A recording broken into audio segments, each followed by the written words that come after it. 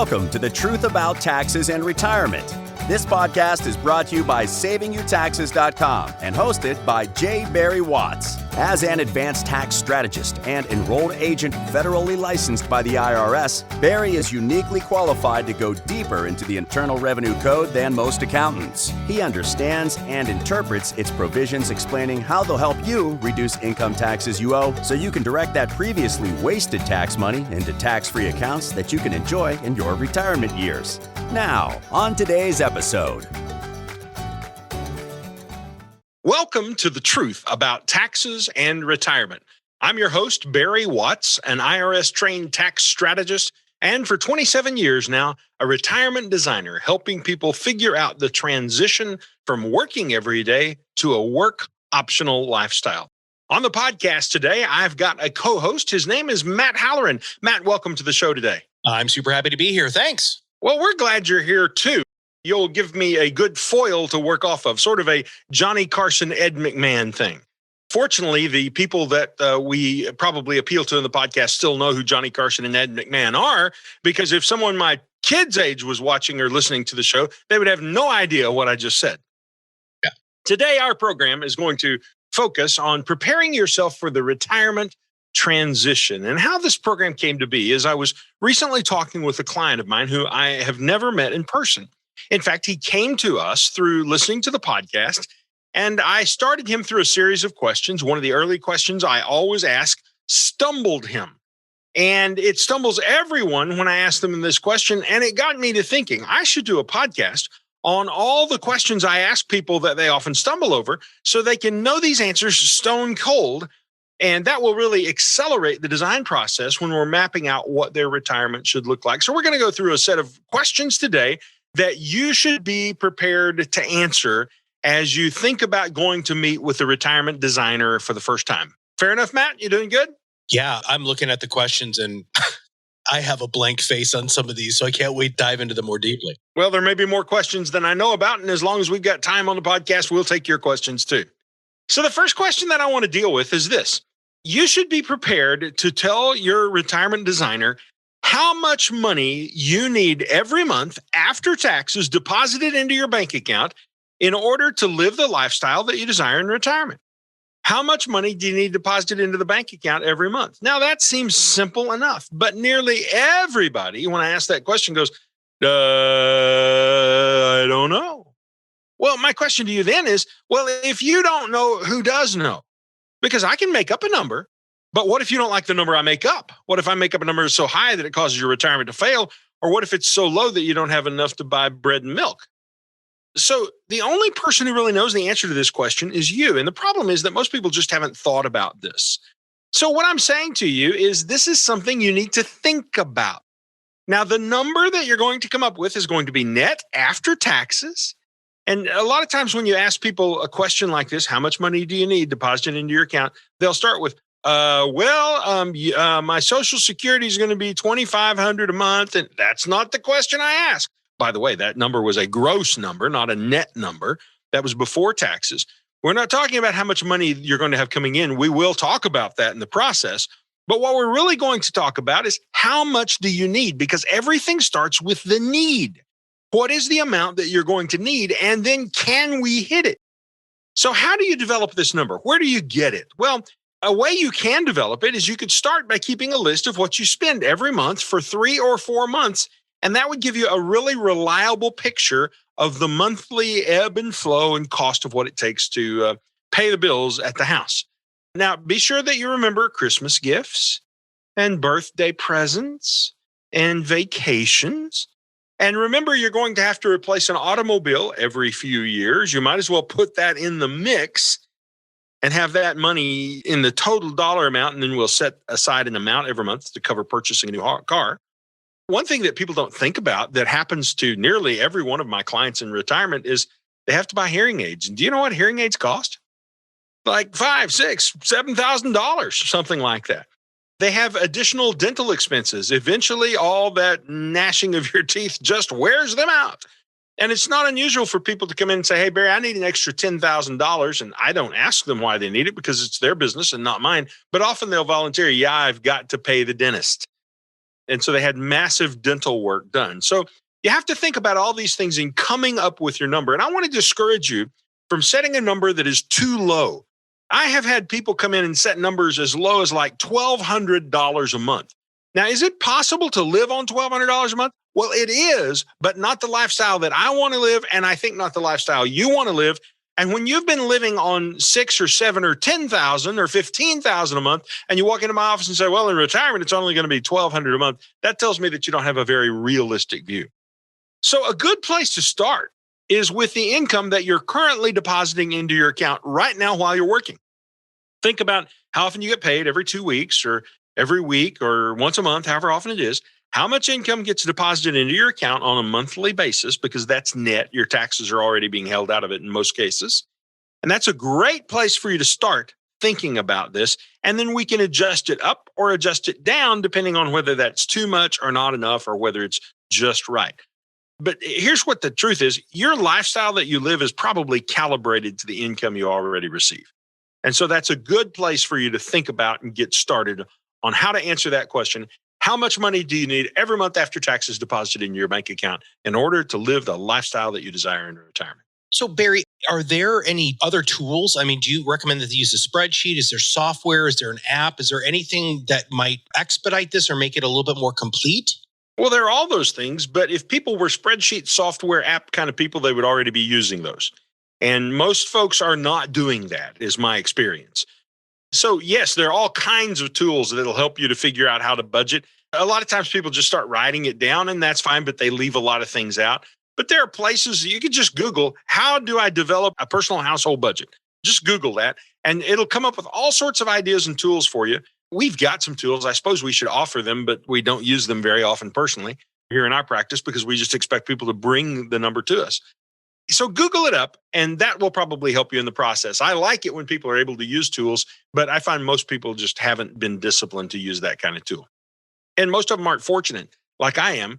They don't have a spouse like I do who keeps a meticulous record on a spreadsheet. And every night she sits down and writes down everything that she spent that day and what category it falls into. And sometimes when I'm shopping with her, which isn't often because I try to avoid that, she will see me looking at a new shirt or something like that, and I'll pass on by because that's what I do, is pass on by. And she'll say, no, you've got $300 in your clothing budget. Go ahead and buy the shirt. And sometimes I do. So the rare person is like me and has that person in their life. If you don't have that person in your life, then you're going to have to figure it out for yourself. But a sharp pencil and legal pad's a good place to start. Just write down everything you spend in your family household every month, and you'll get a good start on this. All right, what's the next question? So the second question that I like to ask people that they always give me a really blank stare about is this: what is your tax bracket? Now, that question just causes everybody to seize up because they have no idea what the answer is to that question. And even worse than that, sometimes they think they're supposed to know, so they fake it and they give me some kind of an odd answer that is absolutely not what the number is. So the reason this is an important question is it guides us into the types of accounts we use and the types of investments that we put into those accounts. So some accounts we use, you pay taxes on them every year. Some accounts we use, the taxes are deferred. Some of the investments we use create tax every year. Some of the investments we use never create a tax. So how we build all of this architecture is driven by your answer to the question, what tax bracket are you in? And we may, because of your tax bracket, be able to realize more income or defer it and pay it later. It depends on what bracket you're in. That guides us in what we need to do. Now, how do we figure this out? Well, here I do have a handy dandy chart that I would be happy to send to you if you just send us an email and I'll ship it out to you. The chart shows all the tax brackets, whether you're single, whether you're married, a lot of other tax information in it. And you can just follow it down and figure out where you fit in. You'll be able to see what your tax bracket is specifically. So if you'd like me to send you one of those charts, just send us an email to office@savingyou.taxes.com, office@savingyou.taxes.com, and say, please send me the tax chart Barry talked about. I will be happy to ship it out to you. But in general, here's the way taxes work. Now, this is really important. Most people don't understand this. So here's a way to begin thinking about it. First of all, In 2021, the first $12,550 per person, or $25,100 for a married couple filing jointly, is tax-free. So the first $25,000 you and your spouse make is tax-free. That's called your standard deduction. Now, if you're a senior over 65, you get an extra $1,350 on top of that. And if you itemize, then your number might be higher than that. But everybody is going to get at least $12,550 per person, or $25,100 as a couple. Once you've gotten past that $25,100, say, that's when tax brackets begin. And for the first $9,950 or $19,900 that a couple earns, $9,950 would be single. Well, every dollar you earn is taxed at 10%. And to make it simple, we're just going to keep talking about couples, assuming married filing jointly, but you can cut the number in half and you'll have the single number. If you're married filing jointly, $19,900 up to that amount is taxed at 10%. Then starting with the next dollar and going all the way to $81,050 is taxed at 12%. And then starting with the next dollar and going to $172,750 for a married couple filing jointly is 22%. And then going to $326,600 is 24%. And it keeps climbing all the way up to 37%. So the brackets are like a set of stairs that you walk up. And every time your income reaches a certain level, it moves you up to another stair, is the way to think about it. One of the things that we've talked about in other podcasts is as you retire and your house is paid off and the kids are gone and your expenses are diminished, oftentimes your tax bracket goes up because you don't have any of the things that normally give you tax deductions. And so this bracket can climb all the way to 37% federally. And then on top of that, you have your state tax to consider. Now in Missouri, that is 5.9%. What is it in the state that you live in, Matt? Do you know? I have no idea. Yeah, I didn't think you did. I should have looked that up, but I wasn't thinking about it. Well, let's pick on all of our friends who live in California because there are plenty of them. In California, you're going to pay 13.3% on top of the 37%. So that gets you to 50 cents out of every dollar going to the tax man if you are in the top tax bracket. Now, the reason this matters again is because the bracket determines the amount of tax that you'll pay on your next dollar of income. So when we're thinking about doing things that will increase your income, and that's usually considered to be a good thing, the question that we have to consider is, what bracket am I in and what tax am I going to pay on the next dollars of income that I create? Now, I've got some good news for you, Matt. The good news is, if you don't want to deal with that and wrestle with that, here's the solution. Just bring your tax return. If you'll give us a copy of your tax return, we can figure the bracket out probably before you can figure out which page we even want to look at. So that's the reason one of the things that we say right up front is when you're going to meet with us, you have to bring your tax return so we can understand your tax situation. And a part of that is determining what your bracket will be. I do have a quick follow-up question for you. So the federal taxes are stepped up, like you were talking about the tiered different tax brackets. Is that the same for states, or are the states just a flat in general? Every state handles it differently, but in general, they are flat. All so right. the rules are different in every state. So that was one. And number two, what's your third big thing that people come in and give you blank stares at?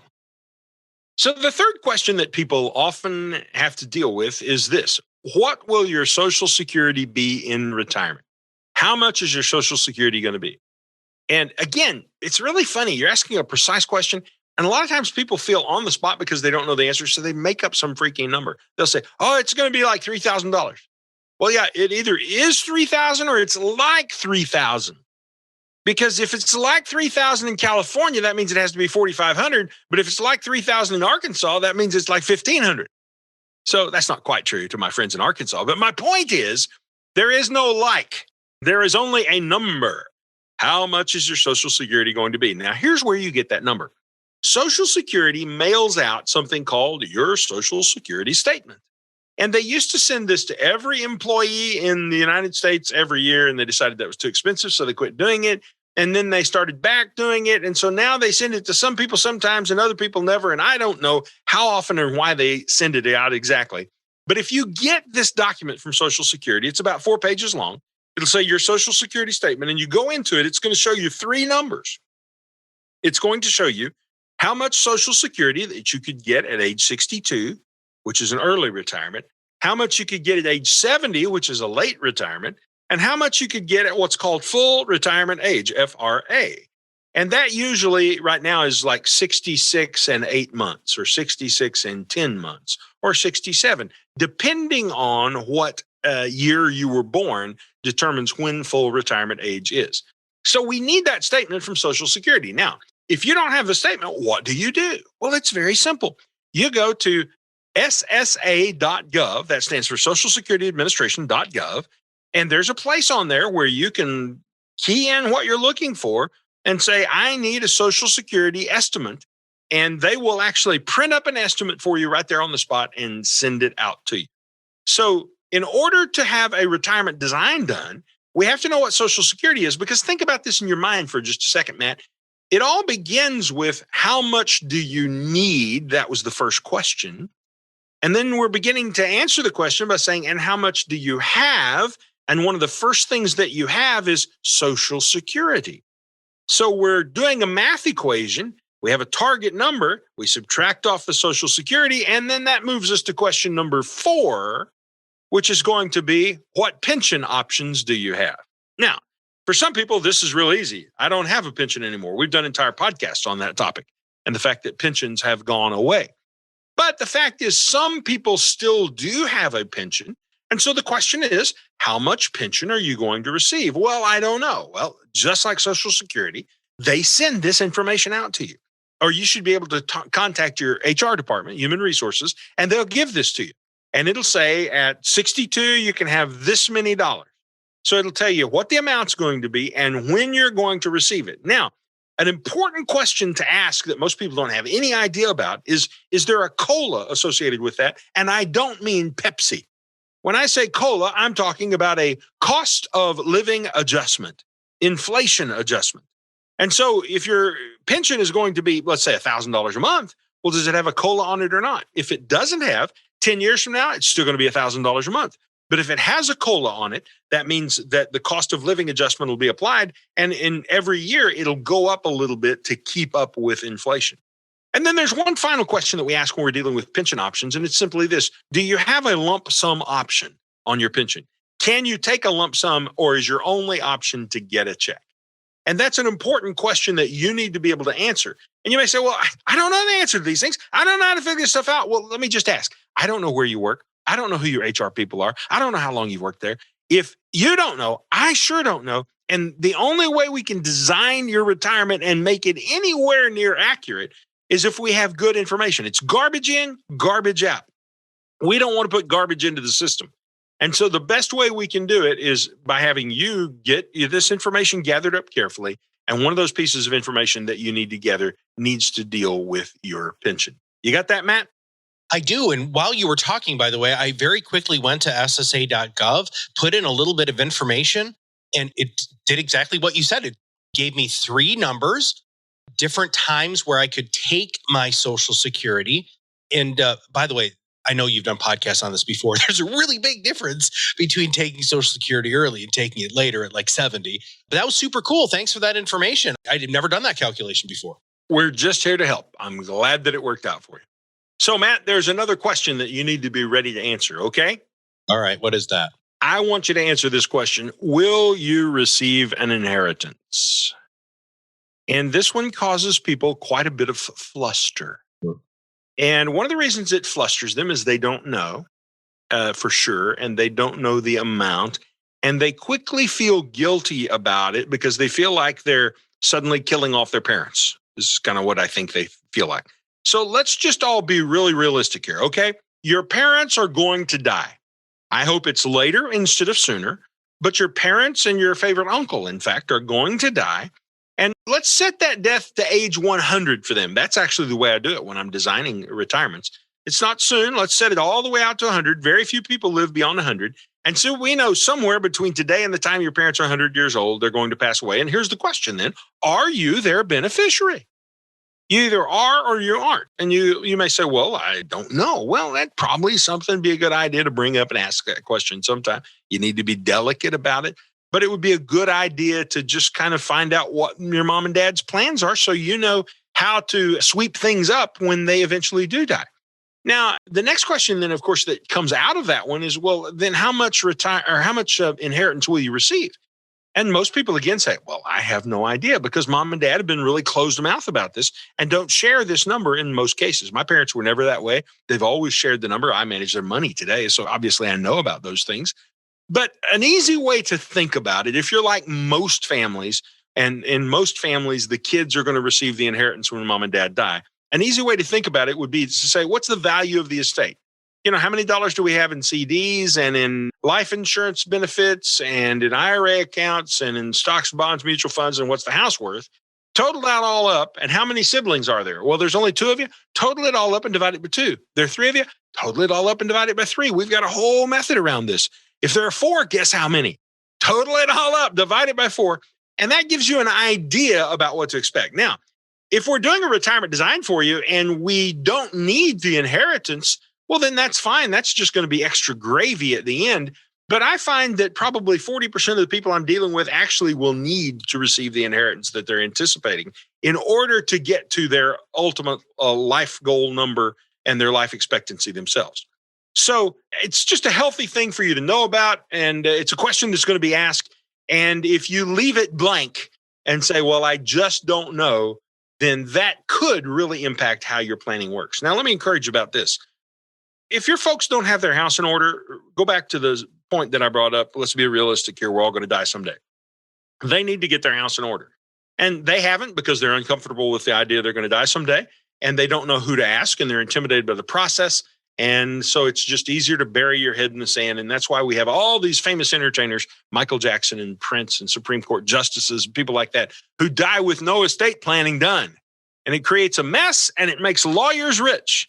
Now, if your mission in life is to make lawyers rich, I would highly encourage you not to do any estate planning and to just let the lawyers have at the assets when the time comes.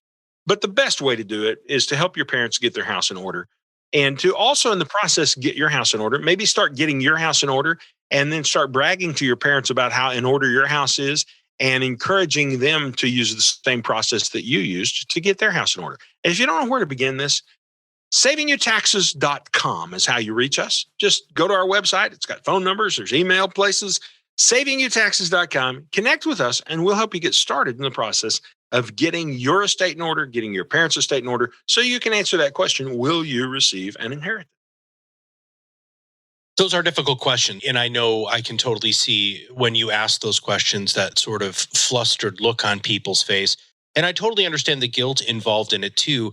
But knowing that information, I personally, now this is personally, it seems quite liberating to me that I know what to expect. I know if the house isn't in order, and I know that having those difficult conversations need to happen. Now, can you help with some of those difficult conversations? Do you have any resources? Have you done any podcasts on those difficult conversations before we move on to question number 6? Well, I'd have to go back to the podcast library. That is a good podcast itself, how to have difficult conversations with your parents about their estate. Why don't you write that down? Send me an email, Matt. Would you totally do that? I'm writing it down right now, my friend. Let's move on to question number 6. All right. Well, so question number 6 is this. How much financial legacy do you want to leave to your children? Is it important to leave them a legacy? And this is a really interesting one, because I usually get very quick answers, and they're usually very determined. They'll either say, I'm not worried about that at all. Or then some people, you can just see it's almost a pained thing for them. And they're like, oh, I definitely want to leave a legacy for my kids. And there's no right or wrong answer here, because different families are structured differently. They've got different things going on, different ways that the education for the kids was already paid for, what we've already provided them, and all those sorts of things, different amounts of money that the family has in the estate. So it really doesn't matter what your answer is. It just matters that you have an answer. And some people will say none. Some people will say, well, I'd like to just spend my interest and earnings while I'm living and leave my principal to my kids. Or a lot of times people say, well, I'd like to leave them a little something. And the problem with that answer is, well, exactly what is a little something? I'm pretty sure the little something to somebody who lives in the hills of the Missouri Ozarks is probably quite a bit different than the little something family where daddy played in the NBA or was a Wall Street executive or something like that. So focus on what the definition of a little something is. And by the way, a great way to leave a little something or a bigger something to your kids is not to be worried about leaving them some actual physical assets that you're trying to spend out of and live out of, but instead to use life insurance as a tool to do that. And so sometimes if a person says, well, I'd like to leave each kid $500,000. There's 2 kids. We can do $1 million life insurance policy very cost effectively, split it in half when you die. Half of it goes to each kid tax free, and they have the legacy that they're looking for. So you need to answer the question, how much financial legacy do you want to leave to your children? And then there's a question that follows up right after that, Matt. And that question is this: how do you want to leave your legacy? Do you want to do an outright bequest, which means you drop over dead and the kids get a check? Do you want to leave a staged distribution? And a staged distribution says, well, I would want my kids to receive so many dollars immediately upon my death, but I want them to then receive the rest of it, 130, 135, and 140, or whatever it happens to be. I just made those numbers up. They don't mean anything. The point is, some kids are very mature, responsible, and you can just hand them all the family purse upon your death, and they'll do just fine with it. Some kids are not going to do fine with it no matter when you give it to them. So by staging it out, you're just trying to delay them running out of money. Now, sometimes you've got outlaws, not in-laws, but outlaws. You remember the one they married that you didn't want them to marry, and you regret that they're married to, but you try to be nice at Thanksgiving? Well, you may want to protect your family legacy so your child is protected from the outlaw, because there could be a divorce coming down the road even after you're gone. And there are things you can do with trusts that would protect from outlaws and would protect even from bankruptcies, so that the legacy that you leave to the kids don't get eaten up when the kids have a bankruptcy, because maybe poor financial management on their part, maybe they're married to an outlaw, or maybe they have some kind of a critical health thing that happens. I know a lovely young couple who I just think the world of, who are youngsters. I guess they're in their late 30s now. COVID hit him and hit him hard. He has been in the hospital since January. He just this week, it's now late March, he just took his first bite of food since early February. He's going to be back on his feet, but it has been long and gruesome. And neither one of these kids are working. They have 2 small children. She's right there at his bedside every day. And so a bankruptcy is going to come. That's the only way that problem is going to be solved. And so if their family had left them money and that money is deposited into their bank accounts, then that money gets swept up in the bankruptcy. But if that money were instead in a trust and it's doled out to them, then when the bankruptcy comes, the bankruptcy can't touch the money that's in the trust. So you need to think about how you want to leave your legacy to your kids. Just have an idea in mind, because then we can be sure that we set it up in a way that will make it happen. I'm so glad that you brought up the whole idea of a trust, because I think some people think that, well, trusts are only for uber wealthy people. And because of the distribution that you were just talking about, protection from outlaws and bankruptcy, I think you've brought it back into the fact that I think that Tom, Dick, and Harry, or Jill, or Jane, or most people who are walking around, trust could really help them a whole bunch. Is that a fair statement? Well, it is. I find 2 things. I find people want a trust who don't need one. And I find people who need a trust and don't have one. Is kind of the way it works. So not everybody needs a trust. In fact, many, many people don't need a trust. But if you've got a problem in the family, maybe you have a child who's going to have to be cared for by their siblings, child is developmentally or physically disabled, delayed in some way, maybe you have that outlaw spouse that your child's married to, those would be some reasons that you might want to protect them. And that leads us to question number 8, which is this: how do you plan to pay for long-term care? Now, let me make this perfectly clear. You must deal with this. This is not something to sweep under the rug. In fact, the fact that you don't know the answer to the question is an indication that it's already been swept under the rug. And it's going to continue to be swept under the rug until the day they roll you into the nursing home. Don't let that happen. Now, if you're rich enough, and when I say rich enough, I don't know what that number is, but it's going to be north of $5 million probably. If you're rich enough, you can probably just write a check and pay for your long-term care. If you're poor enough, well, the government's going to kick in and they're going to take over providing for you in a welfare program called Medicaid. But if you're somewhere in the middle, and many of our clients are somewhere in the middle, they're not so rich that they can just write the checks and not worry about it. I've got a few clients who are that way. They're not so poor that they qualify for Medicaid, so they're caught in the middle. And what's going to happen is when the long-term care event comes to your house, and let's hope it never does, but we know for 3 out of 4 people it will. So when the long-term care event comes to your house, what you're going to have to do is start writing checks. And if you've got that typical retirement that most people have built, then you start writing those checks out of retirement and it starts draining the account very rapidly. And here's what happens. You're the first spouse to get sick. All the money gets spent on you and your long-term care. Then you die and your spouse is left bereaved by your loss and bereft of any financial resources because all of it was spent caring for you. And you wind up leaving them in their retirement penniless. And it could have all been cured if you had done some long-term care planning. But I had a guy in my office just yesterday. He wants to do long-term care planning. And guess what? He's 65 years old. And he's just had a heart attack. And he's got sleep apnea. His wife is disabled because she can't keep her balance. They're probably not going to be able to get any kind of long-term care sorts of protection. So if you can't write that check and you don't want to go on welfare, and I think most people don't want the welfare option, then what are you going to do? Well, your option really is to insure against it. And the old style long-term care insurance, really, you can't hardly even get it anymore because the insurance companies discovered that people were living longer and longer and longer, and it's costing more and more to keep them alive in these long-term care facilities. And they weren't planning on you living that long and it costing that much. So what's happening is on those old policies, people are seeing either their premiums go sky high or the insurance company is saying, if you can't pay a higher premium, what we'll do is we'll just reduce the amount of coverage so you don't get as much benefit. Now, instead of that option, which is not palatable to people, we use often to provide for long-term care something called a LIRP with chronic illness benefits. And you can go back and look at one of our podcasts when we talk about using a tax-free, LIRP stands for Life Insurance Retirement Plan. And the cool thing about that is what it'll do for you is three things. First of all, if you die, it's self-fulfilling. It provides a lump sum of money to provide for your spouse or for your heirs and beneficiaries if you die early. Now, we don't want to die early, but sometimes that's going to happen. Instead, we want to live long. The problem with living long is you might live long healthy and you might live long sick. Now, if you live long healthy and you're using a LIRP, you get to actually make tax-free withdrawals from the LIRP, just like in a Roth IRA. Stick them in your pocket, go spend them any way you want to and live your life.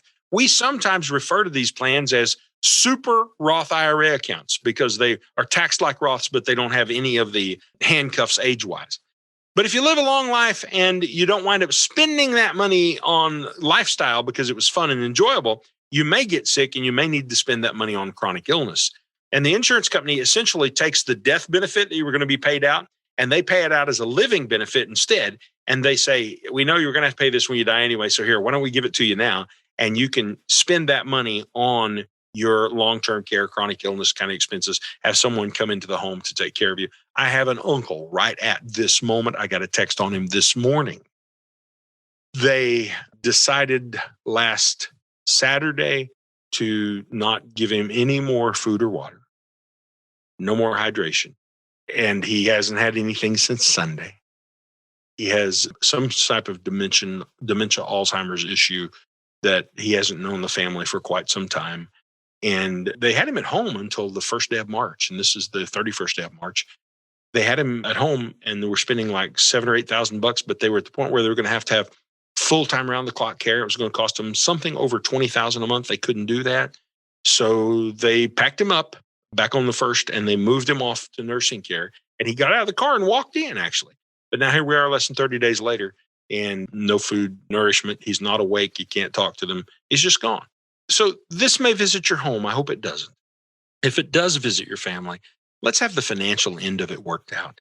And there are ways that you can work that out. And if you'll call us at savingyoutaxes.com, you can't call that. You obviously have to look that up. But if you look up savingyoutaxes.com, it'll give you a phone number. And if you call us, then we'll talk with you about how to have a solution to that particular problem. All right, before we get to the final question here, the phone number is 417-882-1726 or toll free 800-278-1755. And if you also go to savingyourtaxes.com/podcast, you'll be able to find that podcast that Barry was talking about. All right, Barry, what's the final question? And let's wrap this puppy up today. All right, very good. So the final question is kind of a funny question because you're going to say, I don't get it. Here's the question. What will you have Norman Rockwell paint in your retirement picture? Now, I used to ask a big technical question here. Suppose we're sitting here 3 years from today. What has to have happened? Yabba dabba do. And people looked at me like a calf staring at a new gate. There are like 3 farm people who listen to the podcast who are really going to appreciate that acronym, because they know when you go hang a new gate in the field, all the cattle come around and lower their heads and stand and look at it like, what is that today? But for those of you who don't get it, what I'm talking about is you're going to be caught off guard when I ask that question. So we learn to ask the question differently. And I start the question by saying, you know who Norman Rockwell is? Well, yeah, sure. I know Norman Rockwell. He's the painter. His museum's in Stockbridge, Massachusetts, I think. And he paints those really quaint paintings of the family gathered around the table at Thanksgiving, getting ready to carve the turkey, or the little boy in the small town barbershop getting his haircut. Yeah, that's the guy. Okay, we're going to hire him. And we're going to say, Norman, paint a picture of my retirement future. And you get to tell Norman what is going to go in that picture. Now tell me what it is. And it's really interesting because when I ask the question that way, sometimes people can just start coming up with things. The best answer I've ever gotten, the guy just immediately said, my suitcase is by the door. So what that told me is travel was really important to him. Travel often comes up here. And the next question, of course, is, well, where are you going to travel to? Tell me about those trips. What are you going to do? Are you taking the kids, not taking the kids? You paying for the kids if you take them? You're not going to pay for the kids. How's this going to look? How often are you going to go on these trips? Have Norman Rockwell paint a picture of your retirement future. People will often say, you know, my family's in the picture. I've got my kids gathered around. There's a steaming heat coming off the things that I've just prepared meal for my family, and my kitchen smells good. And they're getting in there and they're dreaming about what their retirement years are going to look like and how they're going to structure this. You know, the problem is most people haven't figured out what retirement's going to look like. They know what they're retiring from, the job that they don't necessarily like, but they don't know what they're retiring to. This question really asks, what are you retiring to? What's the future going to look like? And so they'll tell me whatever they tell me, and I'll repeat it back to them, and I'll say, what else? And what else? And what else? And what else? And what else? And what else? Until they finally say, that's the whole painting, man. There's nothing else to go in there. And it helps them to get clear. You need to get clear on what your retirement is going to look like. And then I'm going to ask you the question that I started with, the harder question. I'm going to say, so if we're sitting here 3 years from today, what has to have happened over those 3 years for you to feel satisfied with the progress that you've made? And usually after they got their brain in the Norman Rockwell space, they can then answer the 3 years question and answer it very clearly. So you need to be prepared to answer the question about Norman Rockwell and what he's going to paint in your picture. And if you will answer those 9 questions, kind of have those thought through before you sit down with your retirement designer, then it'll make the process go much more rapidly, much more smoothly, and you're that much closer to having a retirement design that will work for you. Now, if you have a retirement designer, more power to you. I hope these questions help you. If you don't have, and you need help to begin this process, that's what we do on every day that ends in Y. So call us. The way you can find our contact information is go to savingyouTaxes.com. And if you found the podcast today helpful, I hope that you'll go into your podcast app and go to this episode, and you'll click share, and you'll then email this podcast link to, or text it to everybody you know who you think ought to listen to this. So if it takes some time to do that, good. We appreciate the more sharing that you do. That's great. And of course, you can go to the website, savingyouTaxes.com. In the upper right-hand corner, there's a button that's green. It says, listen to our podcast, and it'll take you to the page of all the podcasts. And then from those, you can subscribe. And when you subscribe, every episode will be automatically downloaded into your podcast app, so you never miss any of the important information that we provide. Well, that's it for this edition of The Truth About Taxes and Retirement. I'm Barry Watts here with Matt Halloran from SavingYouTaxes.com, where we always say, no matter how good your retirement plan is, if you don't get the taxes right, nothing else matters.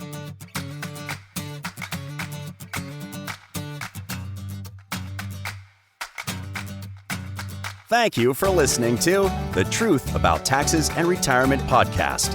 Click the subscribe button below to be notified when new episodes become available. The information covered and posted represents the views and opinions of the guests and does not necessarily represent the views or opinions of SavingYouTaxes.com. The content has been made available for informational and educational purposes only and is not intended to be a substitute for professional tax and investment advice. Always seek the advice of your own qualified advisor with any questions you may have regarding taxes and investing.